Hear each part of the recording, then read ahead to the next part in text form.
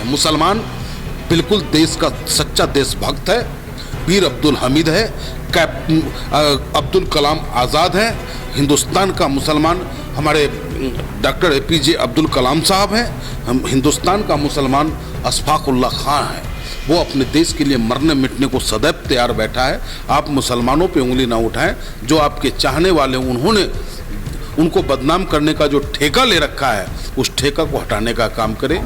कोई भी नमाजी जो नमाज पढ़ने जाता है वो जाकर के वहाँ पे दुआ मांगता है, अमन चैन की बात करता है, हमारा देश कैसे सुरक्षित हो, ये दुआ करता है अल्लाह ताला से। ब्राह्मण किसी भी संप्रदाय, किसी भी धर्म के खिलाफ गलत शब्दों का इस्तेमाल कर सकता है। ये आपने किया है, आपको तत्काल माफ़ी मांगनी चाहिए। और सरकार से आज भी हमारी मांग अडिग है कि आप नुपुर शर्मा जी पे संविधान प्रदत्त कार्रवाई करने का काम करें। IPC के तहत जो भी धाराएं उन पे लगी है, उनको जेल हो, उन पे कार्रवाई हो।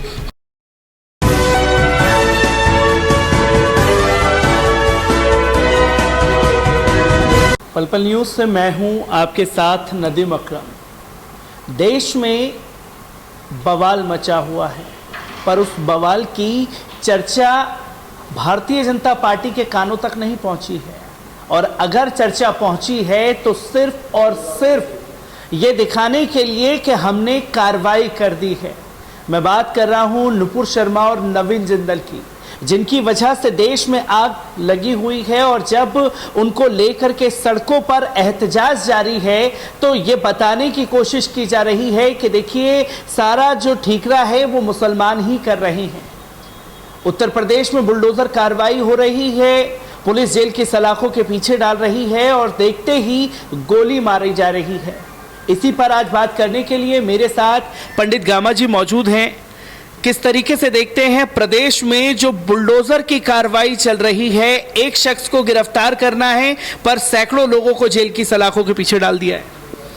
वास्तविकता यह है सर कि 1977 की इमरजेंसी तो हमने देखी नहीं, लेकिन वर्तमान में पूरे हिंदुस्तान में जहां भी भारतीय जनता पार्टी का शासन है, और इसे भी धत्ता बता दो आप, झारखंड में तो JMM की शासन है, वहाँ 2 बच्चे शहीद हो जाते हैं, उनकी हत्या करती है वहाँ की पुलिस, झारखंड की पुलिस। तो इससे पता चलता है कि सरकार जो भी है वो तानाशाह हो चुकी है। सरकार नहीं चाहती कि हमारी नाकामियों को कोई उजागर करे। और वर्तमान में जो देश की परिस्थितियां हैं, इस परिस्थिति में जितने भी विपक्ष के नेता हैं, या तो उन्होंने अपने कानों में तेल डाल लिया है, और वो लोग हैं जिन्होंने मुसलमानों से वोट तो लिया, लेकिन आज मुसलमान को उसे अपने हाल पे मरने और बिरखने के लिए सड़कों पे छोड़ दिया है। दूसरी बात कि जितने भी विपक्षी दल के नेता हैं, सबका दामन कहीं न कहीं दागदार है। कोई ED से संबंधित है, कोई CBI का डंडा किसी पे चल रहा है, भ्रष्टाचार में डूबे हुए लोग हैं। तो एक ही नेता रह गया है जिसकी आवश्यकता देश को है, क्योंकि इस देश को आज़ाद कराने में हमारे बुजुर्गों ने बलिदान दिया है। इस देश को आज़ाद कराने में भगत सिंह, अशफाक उल्लाह खां जैसे भारत माँ के सच्चे सपूतों ने फांसी के फंदों को हंसते हंसते चूमने का काम किया है।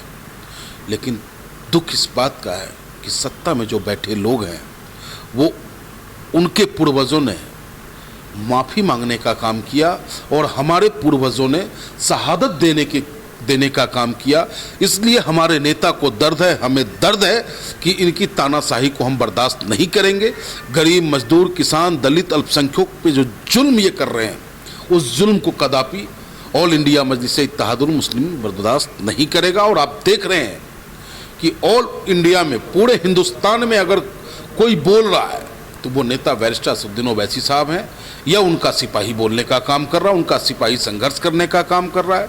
दिल्ली प्रदेश हिंदुस्तान की राजधानी है, यहाँ कहते हैं कि मानवाधिकार आयोग एक्टिव है, ह्यूमन राइट्स एक्टिव है, लेकिन कहाँ है वो ह्यूमन राइट्स जब हमारे दिल्ली के प्रदेश अध्यक्ष हाफिज साहब को और उन MIM के सिपाहियों को जब जबरन फर्जी तरीके से गिरफ्तार कर 4 दिनों तक जेल में रखने का काम जो इन्होंने किया, वो कहाँ चली गई ह्यूमन राइट्स?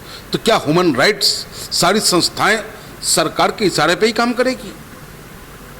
क्योंकि ये तस्वीर बताने की कोशिश की गई थी कि दिल्ली में AIMIM के कार्यकर्ताओं को जो जेल की सलाखों के पीछे डाला गया, उसकी सीधे मॉनिटरिंग जो है वो गृह मंत्रालय से चल रही थी। आखिरकार गृह मंत्रालय की क्यों नज़र AIMIM पर रहती है?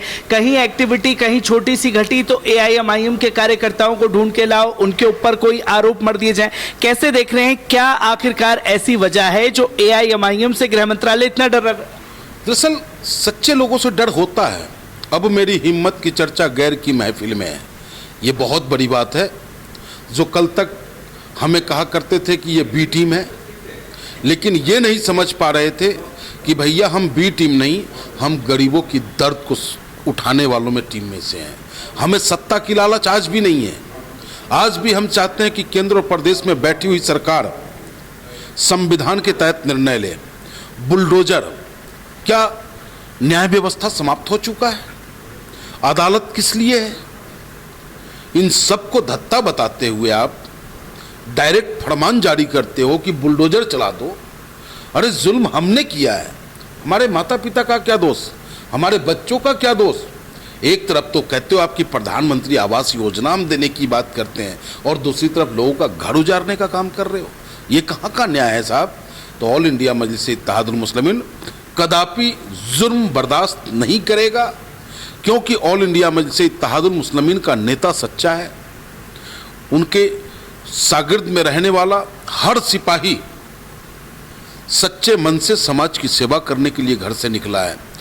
जीत और हार ऊपर वाले के हाथ में, इज्जत और जिल्लत, संघर्ष करना हमारे हाथ में है।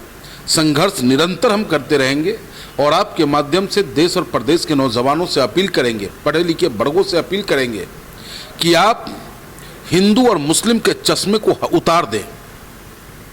आप देश कैसे बचेगा, हमारा ये संविधान किस तरीके से संरक्षित रह पाएगा, देश को चलाने के लिए संविधान अनुरूप कार्य कैसे हो पाएगा, और वो कर कोई सकता है और उसे सुरक्षित रख सकता है, तो वो आपको नेतृत्व करता बैरिस्टर असदुद्दीन ओवैसी साहब हैं, जिनके नेतृत्व में आप लोग आए और संविधान की और देश की रक्षा करें। आज कितने शर्म की बात है कि नुपुर शर्मा या वो जिंदल, क्या हैसियत है उसकी? साफ शब्दों में मेरा कहना है कि आपको ये किसने राइट्स दिया कि हज़रत मोहम्मद पैगंबर साहब के खिलाफ आपने गलत शब्दों का इस्तेमाल किया? आपने गलत शब्दों का इस्तेमाल किया। इस आवाज़ को हिंदुस्तान का मुसलमान, हिंदुस्तान का बैरिस्टर, हिंदुस्तान का लोकसभा का नंबर 1 सांसद, जिसे अवार्ड से सम्मानित कई बार किया जा चुका है, उनके मुख से निकले हुए आवाज़ को आदरणीय प्रधानमंत्री जी अब तक नहीं सुन पाए। और सुनते कब है वो? जब विदेशी ताकतें उन पर दबाव डालता है। और इससे कहीं ना कहीं हम ऑल इंडिया मजलिस इत्तेहादुल मुस्लिमीन खुद को शर्मसार महसूस करते हैं कि माफ़ी मांगना है भारतीय जनता पार्टी को, न कि हिंदुस्तान को, न कि हिंदुस्तान की सरकार को। और आज अगर ऐसी स्थिति बनी है तो इस सरकार की गलत नीतियों की वजह से बनी है। क्योंकि पंडित जी, ये साफ तौर पर देखा गया कि नुपुर शर्मा ने जो शब्दों का इस्तेमाल किया हज़रत मोहम्मद सल्लल्लाहु अलैहि वसल्लम साहब को लेकर के, एक बरगलाने की कोशिश की गई। जब नेशनल टेलीविज़न पर बैठ करके बोलेंगे तो जो जहरीली मानसिकता वाले लोग हैं उनके दिमाग पर वो बात असर करेगी। एक आम हिंदू होने के नाते जब वो टिप्पणी की गई तो आप उसे कैसे महसूस कर रहे हैं? क्या आम जनता, जो हमारे हिंदू युवा पढ़े लिखे लोग हैं, वो इनकी बातों में आएंगे? आप किस तरीके से महसूस कर रहे थे उस समय जब ये शब्दों का इस्तेमाल किया गया? बहुत दर्द हो रहा था, बहुत तकलीफें हो रही थी, क्योंकि जो बिच्छू है वो डंक मारने से बाज नहीं जाएगा।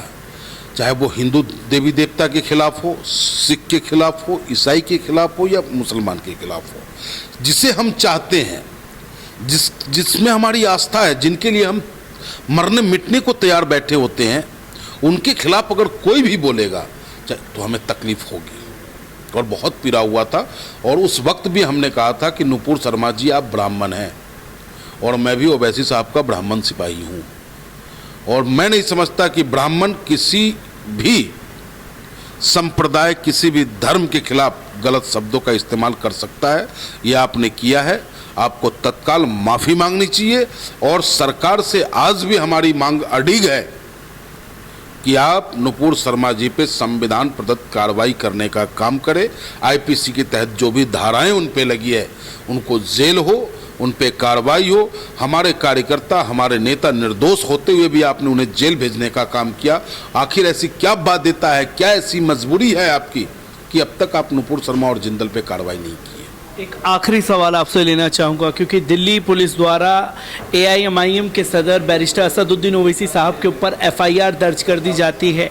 जो लगातार जहर बो रहे हैं उनके खिलाफ कोई कार्रवाई नहीं होती। वहीं गाजियाबाद डासना में यति नरसिंहानंद लगातार जहर उगलता है, उसके पास जाकर के खुद SDM न्यायपालिका का पर्चे लेकर के जाते हैं, फोटो खिंचवाते हैं और हो गई कार्रवाई। ये आखिरकार किस तरीके का मजाक बना दिया संविधान का?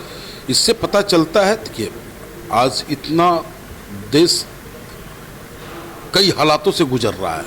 महंगाई है, बेरोजगारी है, भ्रष्टाचार है, तानाशाही है, मंदिर मस्जिद है, यानी कि लोग अपनी श्रद्धा के अनुसार पूजा पाठ भी नहीं कर सकता।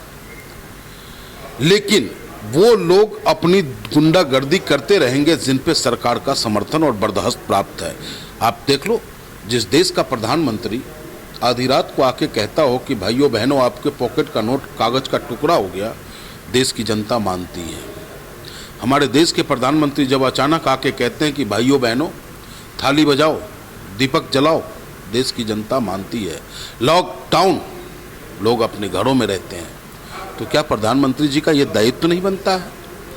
प्रधानमंत्री जी से मैं आपके माध्यम से अनुरोध करता हूँ कि प्रधानमंत्री जी देश को बचा लो।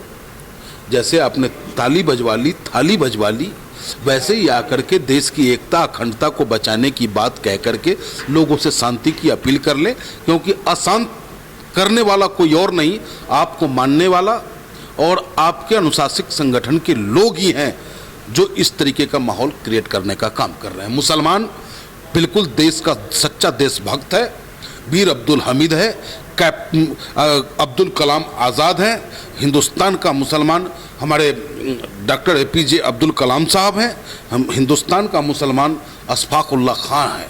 वो अपने देश के लिए मरने मिटने को सदैव तैयार बैठा है। आप मुसलमानों पे उंगली ना उठाएं। जो आपके चाहने वाले उन्होंने उनको बदनाम करने का जो ठेका ले रखा है, उस ठेका को हटाने का काम करें। मस्जिद, बार बार ये कहा जाता है कि जुम्मे की नमाज के बाद पथराव, मैं इसका विरोधी हूँ। कोई भी नमाजी जो नमाज पढ़ने जाता है वो जाकर के वहाँ पे दुआ मांगता है, अमन चैन की बात करता है, हमारा देश कैसे सुरक्षित हो, ये दुआ करता है अल्लाह ताला से। हाँ, कुछ लोग हर समाज में हैं वैसे, तो उस उपद्रवियों का समर्थन ऑल इंडिया मजलिस इत्तेहादुल मुस्लिमीन नहीं करता है। लेकिन मस्जिद में जाने वाले लोग अमन चैन की दुआ करते हैं और वो दुआ करके या तो मस्जिद में रहते हैं या वो अपने घर को जाते हैं। हर समाज में पथराव है और उस पत्थरबाजों का ऑल इंडिया मजलिस इत्तेहादुल कहीं से कहीं तक समर्थन नहीं करता। संविधान प्रदत्त जो संविधान ने हमें ताकत दी है, फंडामेंटल राइट्स जो हमारा है, उस राइट्स के तहत इस गूंगी बहरी सरकार को हमेशा हम हिलाते रहेंगे। और कब तक जुल्म करेगा सत्ता के गलियारों से, कब तक जुल्म करेगा सत्ता के गलियारों से, चप्पा चप्पा गूंज उठेगा ओवैसी साहब के नारों से। पंडित गामा जी हमारे साथ मौजूद थे, जिन्होंने साफ शब्दों में कह दिया कि अगर ब्राह्मण नुपुर शर्मा हैं तो वो इस तरह की हरकत नहीं करती, क्योंकि सच्चा हिंदू कभी भी ऐसी हरकतों को अंजाम नहीं दे सकता। कैमरामैन फैजी के साथ मैं नदीम अकरम।